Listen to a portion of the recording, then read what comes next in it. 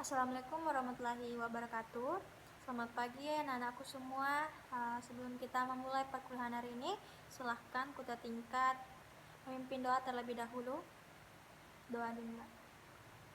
Amin. Oke, Ibu absen terlebih dahulu ya, karena Ibu mau mengenal kalian, wajah-wajah kalian dan nama-nama kalian. Oke, setelah Ibu absen, alhamdulillah hadir semua ya. Berarti kita semua masih diberi kesehatan untuk hadir di tempat dan di pagi hari ini untuk memulai perkuliahan. Nah, sebelum kita lanjut di perkuliahan atau inti pembahasan materi kita, Ibu terlebih dahulu mau memperkenalkan diri. Jadi, nama Ibu Erlin. Ibu akan mengajar kalian di mata kuliah asuhan kehamilan atau ASKEP 1, dan Ibu akan mengajar kalian di 1 semester ini. Jadi kalian jangan bosan-bosan masuk di perkuliahan Ibu ya. Nah, untuk adik yang di belakang silahkan isi bangkunya dulu di yang kosong di depan. Oke, kan enak kalau dilihat rapi. Nah, sebelum kita lanjut, Ibu mau dulu melakukan kontra perkuliahan karena ini pertemuan perdana kita, jadi kita harus membuat dulu kesepakatan perkuliahan. Jadi kalau ada yang tidak setuju dengan kontra perkuliahan yang Ibu buat, langsung saja kalian tanggapi. Untuk kontra perkuliahan Ibu menerapkan aturan, ada 3 aturan. Yang pertama, kalian mau terlambatnya berapa? 10 atau 15 menit? Oke, kalian memilih 15 menit ya. Jadi kalau Ibu sudah mengajar kemudian kalian terlambat 15 menit, Ibu sudah tidak memberi toleransi. Jadi kalian tidak boleh masuk di kelas dan Ibu alfakan dalam satu pertemuan itu. Kemudian Ibu tidak mau atau jangan ada forum di dalam forum. Jadi ketika Ibu menjelaskan nanti, Ibu tidak mau ada kalian saling bercerita dengan teman kalian, apalagi sambil main HP. Kemudian Ibu harapkan jangan ada dulu yang keluar masuk izin untuk ke WC atau pergi kantin untuk beli air minum. Nanti kalau Ibu sudah selesai mengajar, baru kalian pergi ke kantin untuk minum dan buang air kecil ya. Kemudian kehadiran kalian, kalau 3 kali sudah alfa, Ibu tidak akan ikutkan final. Bagaimana? Kalian setuju dengan kontra perkuliahan? Oke, karena kalian setuju, kita lanjut. Untuk sistem penilaian di mata kuliah Ibu menilai kalian dari kehadiran kalian, kemudian keaktifan kalian di kelas, keaktifan bertanya dan menyimpulkan materi-materi Ibu, kemudian penilaian di penugasan, ujiannya ujian UTS dan final. Nah, oke, masih ada yang ingin ditanyakan tentang kontra perkuliahan dan sistem penilaian Ibu? Kalau tidak ada, Ibu lanjut ke materi pertemuan kita hari ini.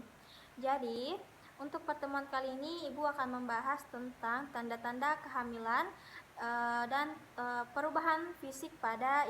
Jadi, perlu kalian ketahui bahwa kehamilan itu adalah keadaan di mana seorang wanita yang di dalam rahimnya terdapat embrio atau fetus. Nah, kehamilan ini dimulai sejak pada masa konsepsi dan hingga terjadinya persalinan atau terjadinya partus. Nah, lama kehamilan ini normalnya 40 sampai 43 minggu. Jika lebih atau kurang dari 40 sampai 43 minggu, maka itu biasanya terjadi kehamilan patologi. Nah, kemudian ada yang tahu enggak bagaimana proses terjadinya kehamilan itu terjadi? Ada yang tahu? Silahkan. Oke, karena tidak ada yang tahu, jadi Ibu jelaskan. Jadi, proses terjadinya kehamilan itu terjadi karena sel sperma bertemu dengan sel telur wanita. Nah, sel telur ini harus yang sudah matang. Jadi, kalau sperma bertemu dengan sel telur yang belum matang, itu kemungkinan saja tidak akan terjadi kehamilan. Tetapi ketika sel sperma pria bertemu sel telur wanita dan sel telurnya sudah matang, itu akan terjadi kehamilan. Oke, ada yang tahu? Coba dari kalian sebutkan menurut kalian tanda kehamilan atau menurut penglihatan kalian bagaimana sih kalian menyimpulkan bahwa wanita itu sedang hamil? Ada yang bisa sebutkan? Oke, betul sekali. Tentu saja kalau kalian melihat orang muntah-muntah, kalian harus menyimpulkan ya kalau wanita tersebut sedang hamil. Tetapi itu salah, karena belum tentu wanita yang muntah-muntah itu kalian langsung sebut bahwa wanita itu hamil. Tapi kalau mual-mualnya terus sudah jelas ada pemeriksaan kehamilan dari dokter atau bidan, itu baru bisa kita simpulkan bahwa wanita tersebut sedang mengalami hamil. Nah, untuk tanda-tanda kehamilan ini ada 3, yaitu tanda tidak pasti hamil, kemudian tanda mungkin hamil, dan tanda tidak pasti, atau yang ketiga itu tanda pasti hamil.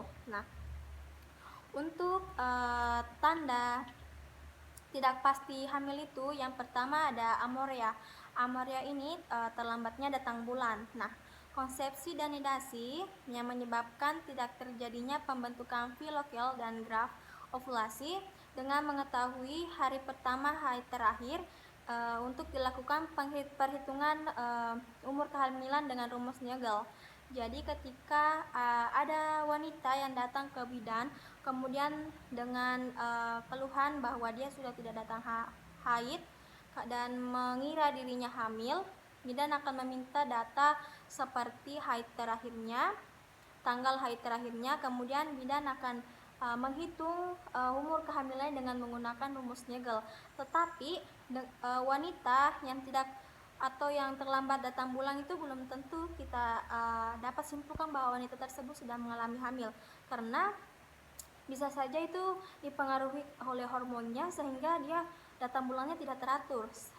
Seperti pengalaman ibu itu hormonnya terganggu, siklus menstruasinya ibu itu tidak beratur. Kadang bulan ini ibu haid, kadang bulan depan ibu tidak menstruasi lagi, kemudian bulan depannya ibu menstruasi lagi, seperti itu. Biasanya hormonnya itu ini dipengaruhi oleh hormon, atau biasa juga karena adanya penebalan dinding rahim oleh lemak sehingga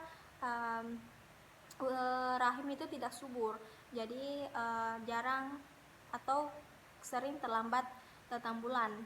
Tetapi jika wanita subur terus adanya pemeriksaan kehamilan yang sudah jelas dan datang bulan yang sudah tidak datang bulan sudah terlambat, bisa saja kita simpulkan bahwa wanita tersebut sedang mengalami hamil atau gravid. Kemudian tanda tidak pasti yang kedua yaitu mual dan muntah. Jadi mual dan muntah ini dipengaruhi oleh hormon estrogen dan progesteron yang menyebabkan pengeluaran asam lambung yang berlebihan. Nah, mual dan muntah ini biasanya terjadi pada pagi hari atau sering terjadi pada pagi hari. Biasanya disebut sebagai morning sickness. Nah, dalam batas fisiologi, keadaan ini masih bisa kita tangani atau masih bisa kita tahan-tahan mual-mualnya. Tetapi ketika sudah terjadi mual dan muntah yang berlebihan, kemudian sangat mengganggu aktivitas kita harus, ibu hamil harus segera berkunjung ke pusat pelayanan kesehatan, bidan atau dokter untuk diberikan penanganan atau pemberian obat-obat untuk menangani mual dan muntahnya. Kemudian tanda yang ketiga itu ngidam. Nah, wanita yang sering menginginkan makanan tertentu atau hal-hal tertentu biasanya terjadi pada ibu hamil, apalagi pada awal-awal kehamilan atau trimester pertama. Tetapi jangan sampai ada teman kalian terus ingin makan ini itu, terus kalian langsung simpulkan bahwa wanita tersebut hamil, itu salah. Kemudian tanda yang keempat yaitu sering pingsan. Nah, sering pingsan ini terjadi karena gangguan sirkulasi ke daerah kepala, menyebabkan iskemia susunan saraf pusat yang menimbulkan sinkop atau pingsan. Keadaan ini akan menghilang setelah usia kehamilan 16 minggu. Tapi keadaan ini tidak selamanya terjadi pada semua wanita hamil ya. Kemudian tanda gejala selanjutnya itu payudara menegang atau tegang. Biasanya payudara tegang ini dipengaruhi oleh hormon estrogen, progesteron, kemudian somatotropin. yang menimbulkan deposit lemak, air, dan garam pada payudara. Kemudian payudara akan membesar dan menegang, ujung saraf tertekan yang menyebabkan rasa sakit terutama pada awal kehamilan. Jadi pada awal kehamilan itu payudara akan menegang untuk mempersiapkan diri pada trimester kedua dan ketiga dalam pembentukan ASI. Kemudian tanda tidak pasti selanjutnya yaitu sering buang air kecil atau sering miksi. Jadi buang air kecil di medisnya itu kita sebut miksi. Nah, kenapa sering buang air kecil? Karena desakan rahim yang membesar menekan pada bagian kantong urin. Nah, ketika rahim semakin membesar karena janin di dalamnya juga semakin membesar, maka kantong urin itu akan semakin tertekan karena kantong urin dan uterus itu saling berdekatan. Biasanya penekanan ini akan berakhir di trimester kedua, tetapi akan tertekan lagi di akhir-akhir kehamilan atau di bulan-bulan kehamilan 9 bulan, karena perut itu menurun karena kepala janin atau kepala bayi di dalam perut itu sudah masuk ke panggul, jadi akan menekan kantong urin. Kemudian tanda tidak pasti kehamilan selanjutnya itu pigmentasi kulit. Pigmentasi kulit ini biasanya terjadi pada area wajah, kemudian di perut. Nah, untuk di daerah wajah ini biasanya wajah ibu hamil akan menghitam dan kayak kusam. Itu biasanya disebabkan karena hormon. Kemudian untuk di pigmentasi bagian kulit itu biasanya adanya garis-garis kecoklatan dan kehitaman, kadang kita sebut sebagai striae nigra, linea nigra, kemudian linea alba. Untuk linea alba itu warnanya warna putih ya. Biasanya juga pigmentasi itu terjadi pada bagian mamae. Biasa pada bagian areola yang hitam-hitam dekat puting susu itu warnanya akan semakin hitam. Begitupun puting susunya juga akan semakin berwarna hitam. Kemudian kita masuk ke tanda mungkin terjadinya hamil atau tanda dugaan terjadinya kehamilan. Nah, untuk tanda diduga terjadi kehamilan ini yang pertama, rahim membesar sesuai dengan umur kehamilan. Nah, jadi semakin besar usia atau semakin tuanya usia kehamilan, maka perut dan rahim akan semakin ikut membesar. Nah, pembesaran rahim ini akan sangat terlihat di umur kehamilan 16 bulan. Kemudian tanda diduga kehamilan yang kedua itu adanya pemeriksaan dalam yang dijumpai pada pemeriksaan tanda Hegar, tanda Cheswick, tanda Piska-Cek, kemudian kontrasi Braxton Hicks, dan teraba Ballot-Temen. Kemudian yang ketiga tes PEG, pemeriksaan tes PEG. Jadi ketika wanita yang terlambat menstruasi biasanya akan segera melakukan pemeriksaan tes PEG. Tetapi untuk pemeriksaan tes PEG ini tidak sangat dianjurkan untuk dilakukan satu kali saja karena biasanya itu hasilnya tidak efektif. Jadi sering disarankan pada wanita yang baru saja. Jadi untuk pemeriksaan tes PEG ini sangat disarankan untuk digunakan 2 atau 3 tes PEG untuk dilihat hasil yang akuratnya. Kemudian ketika sudah dilakukan tes PEG, diharapkan ibu langsung ke pelayanan kesehatan yaitu bidan untuk dilakukan pengecekan lebih jelas lagi apakah ibu sedang mengalami hamil atau ibu hamil atau ibu tidak sedang hamil. Kemudian kita masuk ke tanda ketiga yaitu tanda pasti hamil atau di sini tanda ini ibu benar-benar mengalami hamil. Nah, tanda yang pertama itu gerakan janin dalam rahim. Jadi pada umur kehamilan 4 bulan ke atas atau biasa umur 16 sampai 18 minggu itu biasanya sudah adanya gerakan janin. Nah, gerakan janin ini sebagai tanda bahwa ibu sedang mengandung atau sedang hamil. Nah, biasanya gerakan janin ini akan terjadi satu kali 1 jam. Kalau gerakan janinnya itu sangat kurang, ibu harus segera disarankan untuk melakukan pemeriksaan di bidan atau dokter ya. Takutkannya ada masalah pada janinnya. Kemudian tanda yang kedua yaitu terlihat atau teraba gerakan janin dan teraba bagian-bagian janin.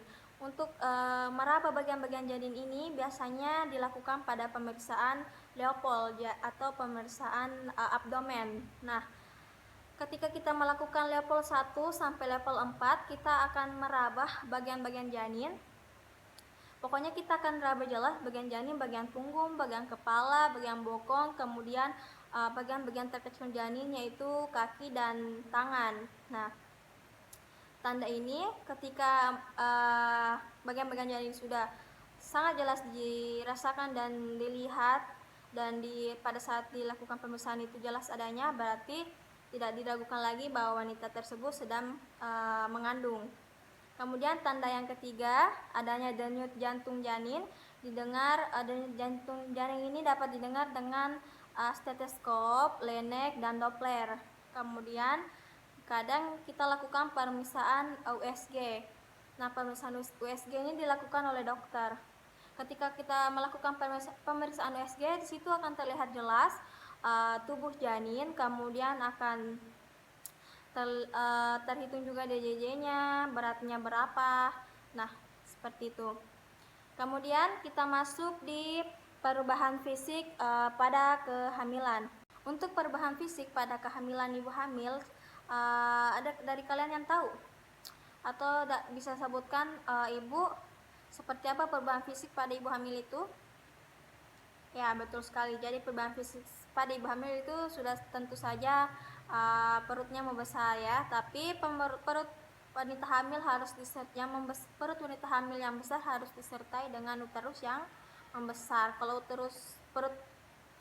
perut ibu itu membesar tapi uterusnya tidak membesar, jadi itu bisa saja perut ibu membesar karena penyakit atau karena memang sudah bawaannya di sana. Ibu perutnya besar, bisa saja diakibatkan karena lemak ya. Oke. Untuk perubahan fisik yang pertama pada ibu hamil yaitu perut dan uterus membesar. Nah, pembesaran dinding abdomen terkait dengan terjadinya pembesaran uterus di rongga abdomen. Pembesaran ini biasanya dimulai pada umur kehamilan 16 minggu, di mana uterus beralih dari organ pelvik dari organ abdomen. Pembesaran perut ibu lebih terlihat pada posisi berdiri jika dibandingkan pada posisi berbaring. Juga terlihat pada multipara daripada multigravida. Biasanya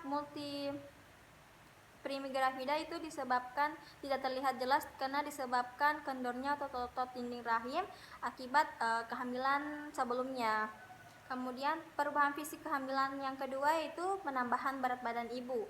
Nah, sudah pasti kalau wanita hamil itu akan berat badannya akan bertambah karena disebabkan bertambahnya berat payudara, kemudian berat uterus karena adanya peningkatan volume darah serta cairan eksternal ekstravaskular.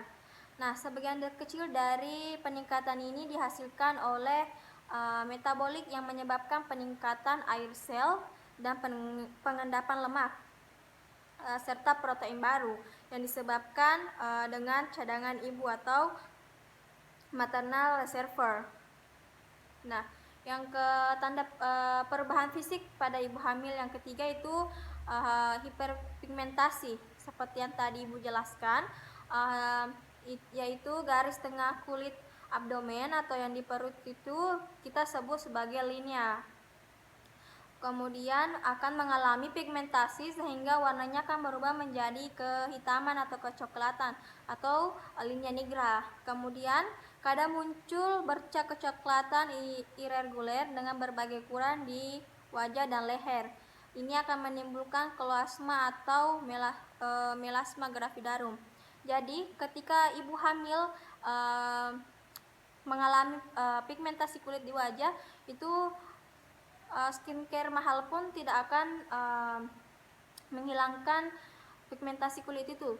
Pigmentasi kulitnya akan menghilang sendiri beriring berjalannya waktu.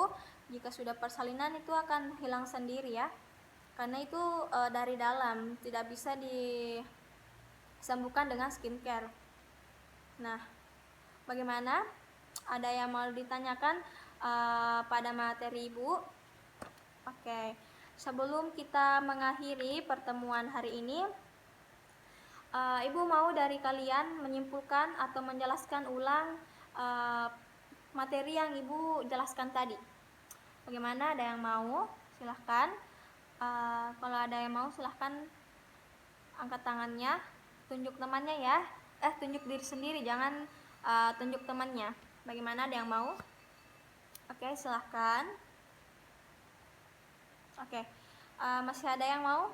Ibu di sini nilai ya keaktifan kalian. Oke, bagus sekali. Jadi dari penjelasan kalian tadi sudah cukup bagus. Jadi kalian di sini sudah mengerti ya tentang apa yang tadi ibu jelaskan. Bagus. Jadi diperhatikan baik-baik. Oke. Jadi dari pembahasan kita ibu tadi, dari pembahasan ibu tadi, kalian harus mengetahui bahwa tidak semua wanita yang mengalami tanda gejala tidak pasti hamil itu kalian dapat kita simpulkan atau dapat kita diagnosa langsung bahwa wanita tersebut sudah mengalami hamil. Nah, tetapi jika tanda-tanda kehamilan dan disertai dengan tanda pasti hamil serta adanya bukti-bukti dari medis, maka kita akan dapat menyimpulkan bahwa wanita tersebut sedang mengandung atau sedang hamil. Jadi ibu berharap setelah pertemuan materi hari ini kalian dapat memberi pelayanan yang baik pada kalian pada saat kalian turun ke lapangan. Kemudian kalian betul-betul harus mengerti tentang tanda-tanda kehamilan ini agar kalian nanti tidak salah di lahan, karena takutnya kalau kalian salah di lahan, salah memberi asuhan begitu, takutnya akan berdampak ke kalian sendiri. Institusi lahan itu akan marah pada kalian. Nah, jadi kalian harus belajar baik-baik tentang materi ini agar kalian dapat memberi pelayanan kesehatan, pelayanan kebidanan di lahan nantinya dengan baik dan tepat, agar kalian menjadi bidan yang profesional. Kemudian bagaimana? Apa kalian sudah paham? Oke, karena kalian sudah paham, jadi ibu mau dulu menguji ke pengetahuan kalian, seberapa paham kalian di pertemuan ibu hari ini. Jadi silahkan tutup bukunya dan kerjakan soal yang ibu tulis di papan tulis. Oke, ibu beri waktu 15 menit atau 20 menit ya untuk mengerjakan soal. Dikerja dimulai dari sekarang. Oke, bagaimana? Sudah selesai? Silahkan ketua tingkat mengumpul tugas temannya lalu beri ke saya. Oke. Ibu sangat berterima kasih atas partisipasi kalian di perkuliahan ibu hari ini. Semoga kedepannya kalian tetap semangat dan hadir terus semuanya ya, tetap diberi kesehatan. Ibu akhiri pembelajaran kita hari ini. Kalian jangan lupa belajar, karena minggu depan atau pertemuan selanjutnya ibu akan menyuruh kalian mereview ulang perkuliahan ibu hari ini. Nah, sekian materi dari ibu. Assalamualaikum warahmatullahi wabarakatuh.